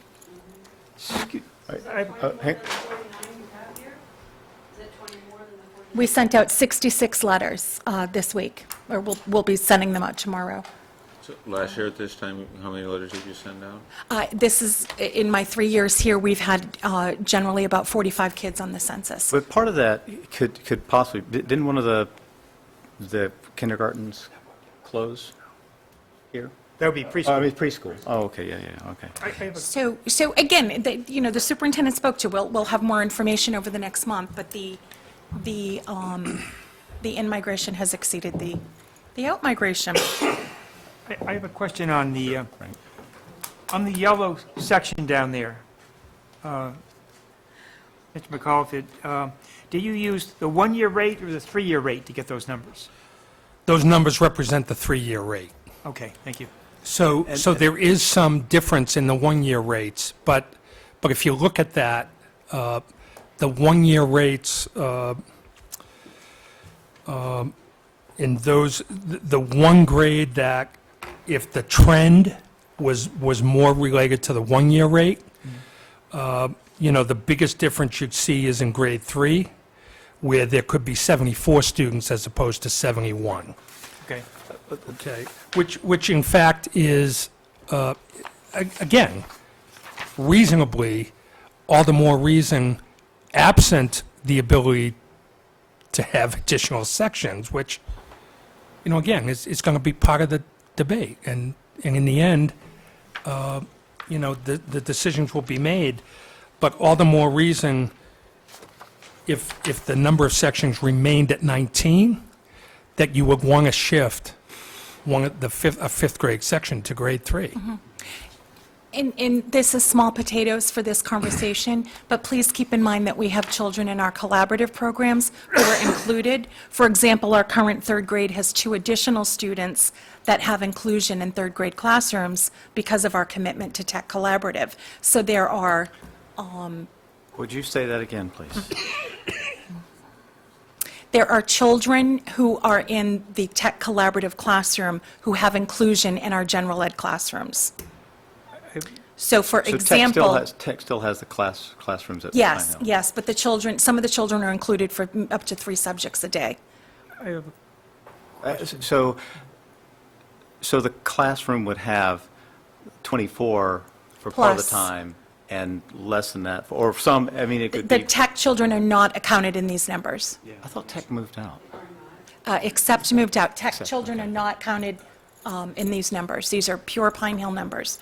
So I mention that because, for example, this year in third grade, which is our abundant grade level, there are 2 additional children that have the benefit and of inclusion for part of their days. Could you just write that down? So, no, not right now, but I'm just saying, put it in an email or something so I can If look we, at it. if we add 2 more classrooms, will we have room for tech? I don't see that, You don't see what? having room for tech and adding 2 more classrooms. Okay, so then that would... Without a that- generous that DSEF would grant or come- something. And it becomes a moot point, you're right. Yeah. So, Scott? Oh, I'm sorry? so there's 19 sections that we currently have this year. And the projection's showing 19 sections if we keep the grade 3 at an average of 23.7 or 23, 24, 24, and the grade 4 at 23, 23, 23. So that's where you're looking at trying to reduce that load is in third and fourth grade for next year?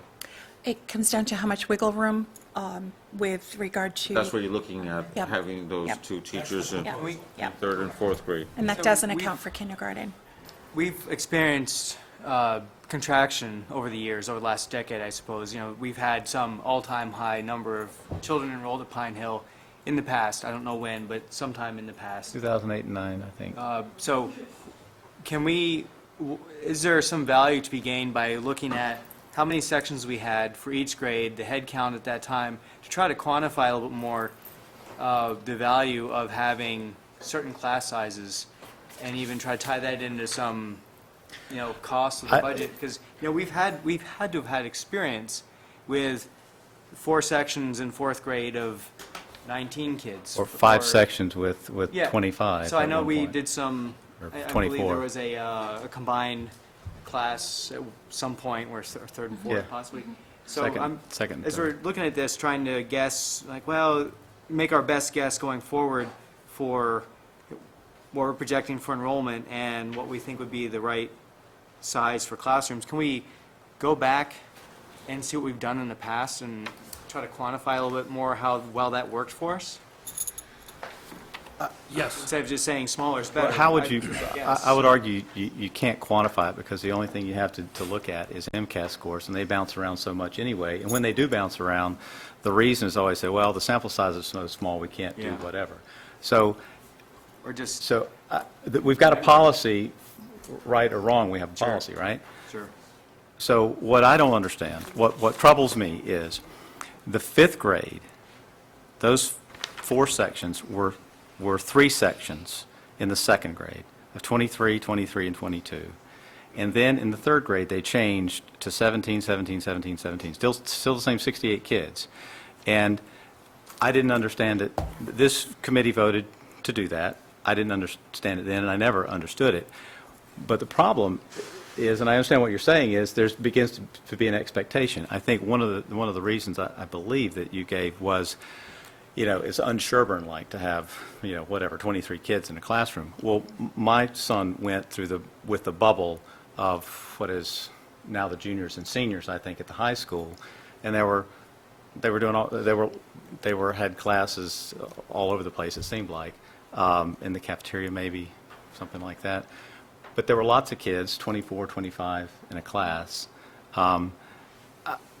So So once you have it, once you have the 4 sections and you drop down for whatever reason, if the numbers are such that you could have 3 again, there's huge resistance to that. So it's like, once you have it, it's permanent.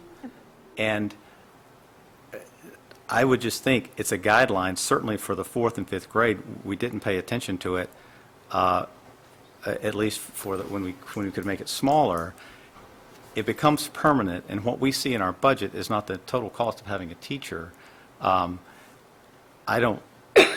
would say it's easy enough, you can go over the guideline for some period of time if we see, if we're wrong and something happens and the population goes down, then we're going to have 16, 16, 17, 17.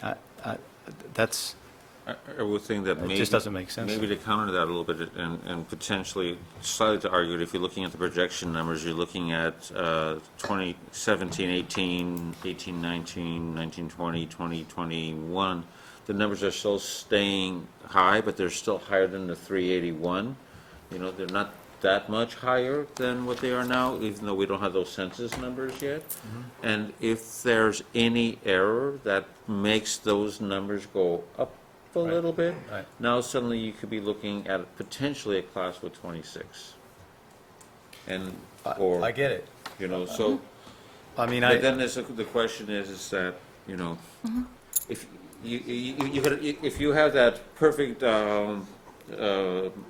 crystal ball, you can say, I need the one teacher in this classroom, and what you're saying is that it could fall in any one of 5, maybe 6, and, if it bounces in the wrong 2 places, we really got a problem. And we have documents that our former superintendent provided and easily put our hands on. How many sections, what was the average class size? I believe they go back over 8 years or so. I believe the challenge is that our parents in recent years and our teachers in recent years aren't accustomed to teaching up close to policy. But that's why we have guidelines.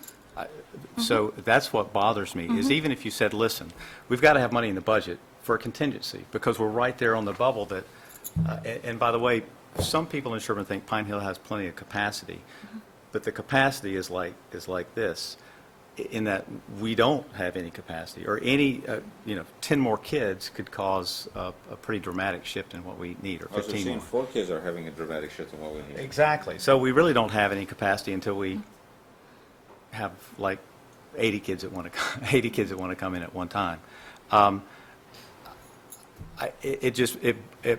So I went through, my kids went through when they were 24, 25.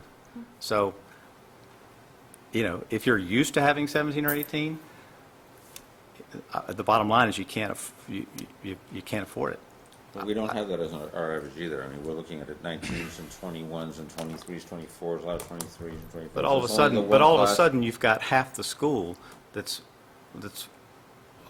on the low end or below policy, or right at the very bottom of it. So again, the proposal that comes from the administration is made with the rationale as provided. I think that it's fair to say that we fully expected that we would have this kind of conversation. That's your job, to ask these questions. And I fully expect that at a minimum, what the school committee would come to a conclusion about tonight is, we still have a lot of questions about that proposal, about these numbers. Can you come back to us in January with some more clarification? If we look at this, what do the numbers look like if we do some shifts? Clearly, if these numbers held, and there were 21 sections next year, the average class size for those 21 sections across all 5 grade levels would be 18.1, which is very, very favorable. And we'd all love to see that, because, because there are, in my experience, there's many more studies out there that show that lower class size is better than higher class size. That's There's more research than not that shows that. But that's not really what this is about. This is about trying to find that balance, trying to ensure that we're at a minimum staying within the class size guidelines, because I believe that's certainly at a minimum what the school committee would want, and moving forward and making the best decision around that. Can we move forward right now without funding those two positions? I would say to you that I'd be comfortable taking one off the table, but I do like the notion of at least having some kind of contingency, certainly based on the K situation, that we need, frankly, some more time to vet those numbers. For example, in Barbara's report, there was a notation that even within those numbers, we already know that last year there were X number of families, students, that the families held those students back for another year. And that's a good point to make, but the reality is there are probably a like number that may do the same thing this year. So those numbers balance out. I'm sorry, George. George, is that right? George. Yeah, just a couple of comments. One thing on your trending to see Barb's number of 60-some kids, it's kind of, by chance today, I was looking at the Banker and Tradesman in Sherborn. This year, home sales are up 17% in our town. Over number of sales, not price-wise or anything like that. So you're seeing a lot more people moving in, which is probably why you're seeing a lot more kindergarten-age kids. Plus, you have a 48-unit development being built on Whitney Street. My concern would be not budgeting for enough teachers, and then September rolls around and you have 20 new students, and then we're dipping into a, that's. I get it. If we could find a creative way to do that, because Right. Whitney Street, well, there's nobody living there now. Right. I mean, now, so but you there's can't. 48 units being built, so you got. I mean, I'm just saying in general, real estate trends I think have to be considered when you're considering enrollment. I And couldn't Dover agree Sherborn's more. been rated 3 years in But a row #1, so I think you've seen a shift. I mean, in a good economy, you're seeing a lot of people moving in. I mean, the numbers. but show it's it, so. such a wild card, and the numbers become so big so quickly. No, I know If there's that. a way to have a contingency plan, We would be more concerned about seeing all of a sudden in September, after the budgets are done, you come back and say, oh, wait a second, we have 26 kids in every kindergarten class, we need to add a position, we don't have anything in the budget. But are you going on record saying that you're fine No, with I'm doing just this? saying, I want you to take that into consideration when you're thinking about so- this. so- George, our neighbor, not George, our... So my other question is, The other question from Okay, advisor sure. two, on the other side of this, is if you're adding 2 full-time sections, what about the other, like the art, music, that kind of thing?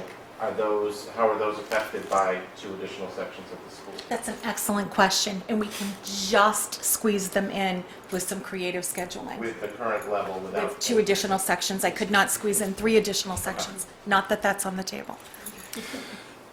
so for clarification, I would expect that we would drop a teacher because the 5th grade is graduating, right?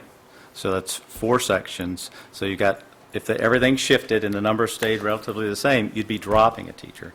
So to me, this is like adding 3 teachers, not 2. So you already have, you know what I'm saying? The 3rd grade is well within policy at this point with When it's the 4th guidelines. grade next year. Excuse me, the 4th grade, when it's the 5th grade next year, I'm sorry. When the 4th grade becomes the 5th grade, it's still well within the guidelines, and you're suggesting keeping it, right? Because people have some sort of expectation. Did I get? It's one piece of the puzzle. But I'm just saying, you're suggesting keeping, That might be a part of the rationale. suggesting keeping the 5th grade as 4 sections, making the 3rd and 4th grades 4 sections, right? So all this time that we've seen the population at school decline 100 students, when you watch, it's not linear to watch the teacher head count go down, but you would expect. I mean, we've had some reductions, right? So so it seems like keeping 3. It's like 3 teachers, 3 additional teachers, not 2 to me. it's early in the projection, but I would expect that we would reassign a fifth grade teacher to kindergarten. I have, at this point in time, if I could, I can see we might want to go in that direction you're talking about, but I think that, seeing as how this is the first pass, I think we'd want to leave ourselves the flexibility to have the administration take a look and go through these figures again, rather than try to take it apart at this time. And then we have the January and February meetings and any other special meetings we want to have to parse that a bit better. Well, if the numbers change, I understand that. I am questioning the philosophy of keeping a fifth grade that's within the guidelines, or increasing the number of sections, even though it's already 3 is within the guidelines. So that philosophy is not going to change. I mean, like the numbers might. So that's what and if we can discuss that later, that's what I want to get at. If the numbers change, then the numbers change. I mean, we can look back. We thought in 2014-15, we thought it was going to be 360 kids, and it was 372. And at one point, we thought it was going to be like 340. So we've clearly bottomed out and come back up, and it could change dramatically, but So, it's more the philosophy that I'm yeah. curious about. So we hear everything you're saying, and what you're saying makes sense. The question I have at this point in the process, and we haven't talked about any other part of the budget, but these two FTEs make up, 75% of the increase. At this point in the process, I'm having a hard time understanding the necessity to make an adjustment now. There's still a long way to go in this process. And so, I don't necessarily agree that, given the fifth grade numbers, that we would automatically be dropping a section going to 18 based on this. What I fully anticipated back in October, when these numbers were first published, is that at a minimum there would be a shift in the number of sections outlined. But given that we're projecting basically a very, very small increase, at a minimum, I would see that we wouldn't be reducing sections. As a matter of fact, that to your point, and what has been said earlier, we would be looking to reallocate that one of those fifth grade sections, most likely to the third grade. But that would require no new teachers. That's right. So I guess, so we need to approve something, and unless anybody has any other comments, I guess we've done the discussion. I would have difficulty adding 2. Is there any way to put a contingency, to have a contingency going forward? I mean, I think so. I think we continue to talk about it, and as the rest of the budget, gets discussed and other adjustments are made, we can always revisit that, absolutely.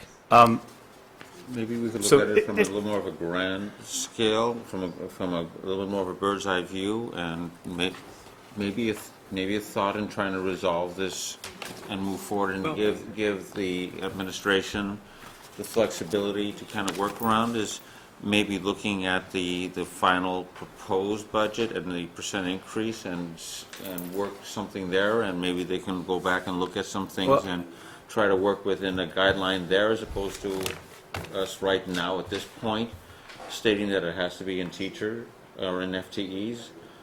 You see what I'm saying?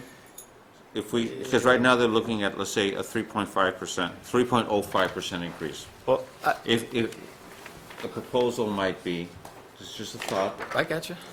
that if we could try to keep that number at a 2% and to see where some of the places where we could do where they could do something in terms of the what they proposed. Okay, so with regard to all the discussion, the superintendent said he hears everything that we're talking about, and this is the first pass, and there'll be plenty more opportunity to discuss it. I would feel comfortable if one of the teachers was taken out, but how, should we take a straw poll, just in terms of, we just want to vote it like it is?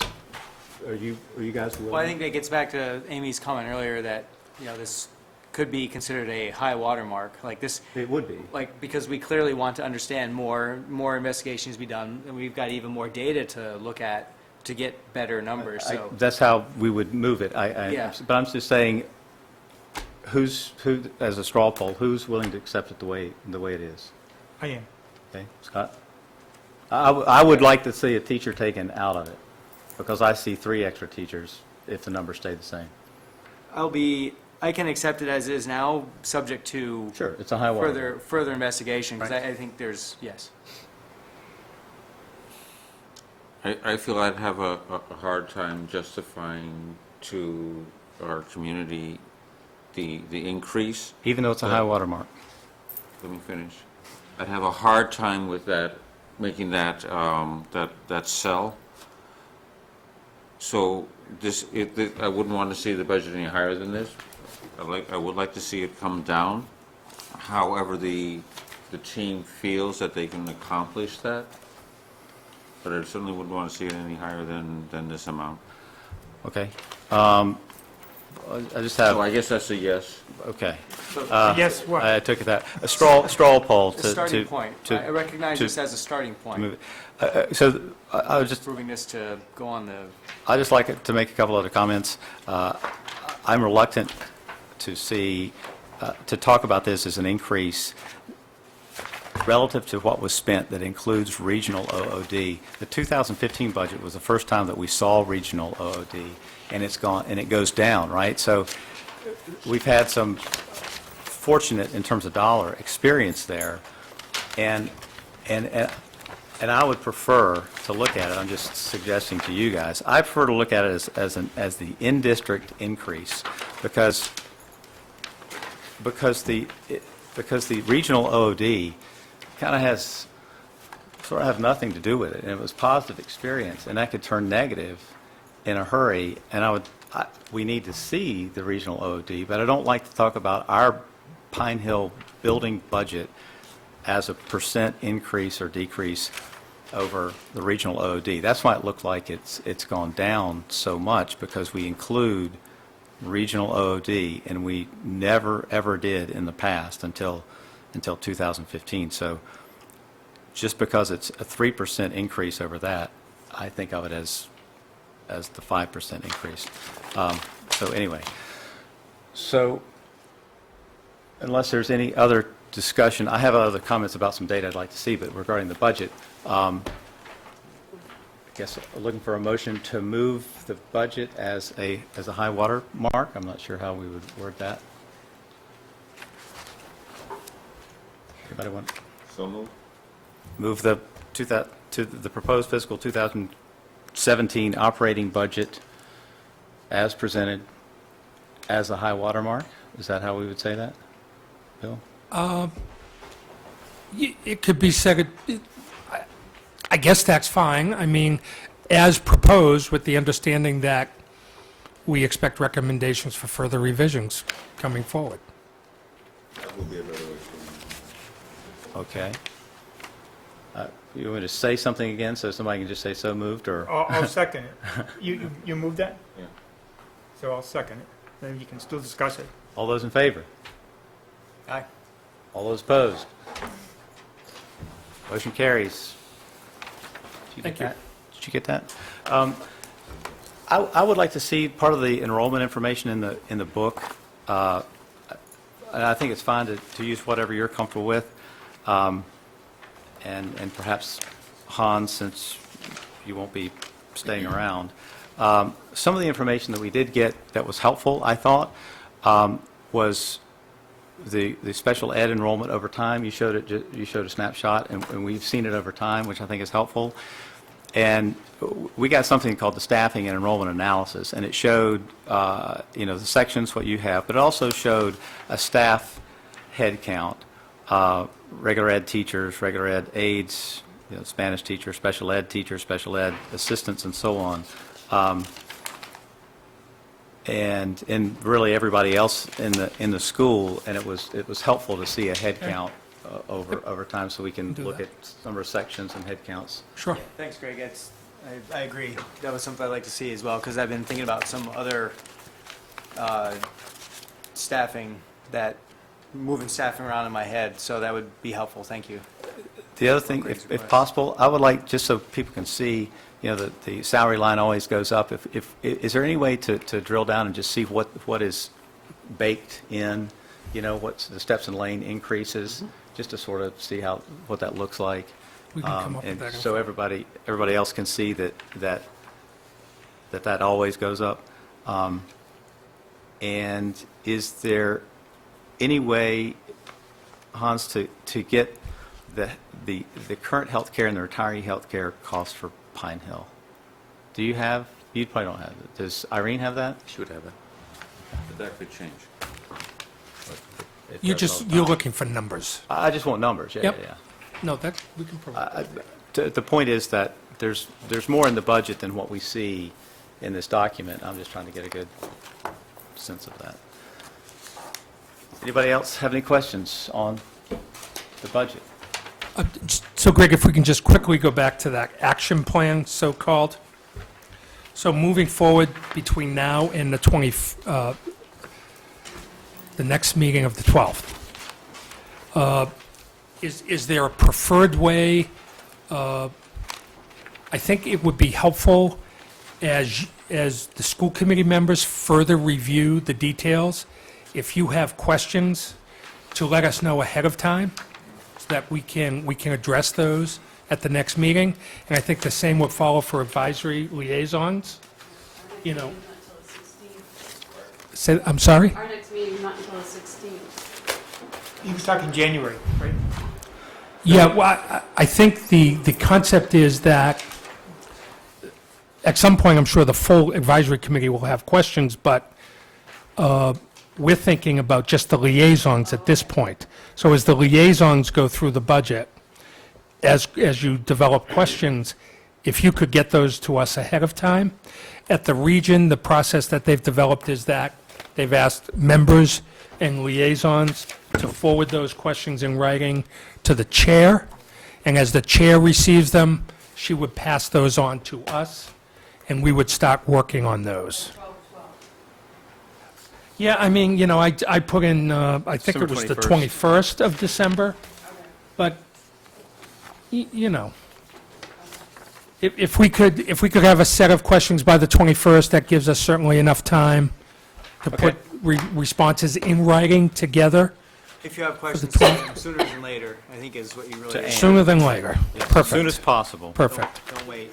And if you have a question on the 23rd, of course, forward those. I do have one last clarification on here. I just don't, it's just a question. If you look under section 1, under I think it's the advisory exhibit, a budget target for 2017 by department, I think that's where it is. It shows FY13, FY14, FY15, FY16, FY17. Right. And it shows the numbers for the Sherborn school system, and there are the numbers there, and the numbers under the Sherborn school don't really line up with the numbers that we have on the back of this one. So That's exactly right. so there's, and I know I think it's the out of, what is that difference that's creating that difference? So the budget that you have in front of you is basically a presentation of what the administration feels the budget needs are in fact for next year. But you have the FY14, FY15 numbers in here, Okay? and those numbers aren't the same as the 14, 15. That's on here? That's on there.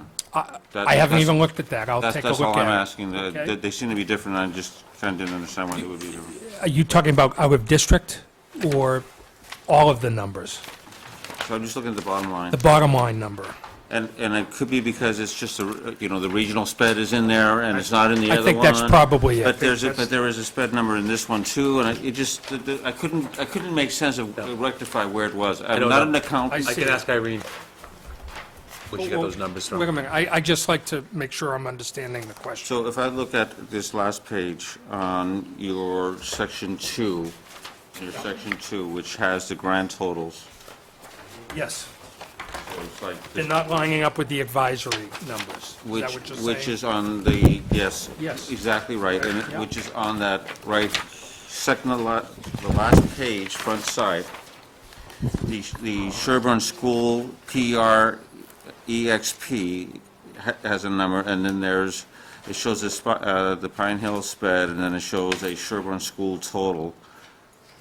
And neither of those two numbers kind of line up with our numbers for those given years. And I know there's a reason why it doesn't. I'm sure there's, it's that out of district or something that is, for the region. I don't know what it is. Yeah. But they are different, and I just kind of like to see where that is, so that when I'm ultimately comparing numbers between, what we're proposing and what we're expected to be proposing to advisory, that we're talking apples to apples. And I got this.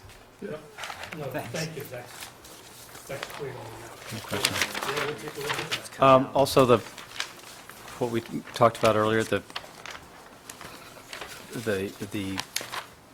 historical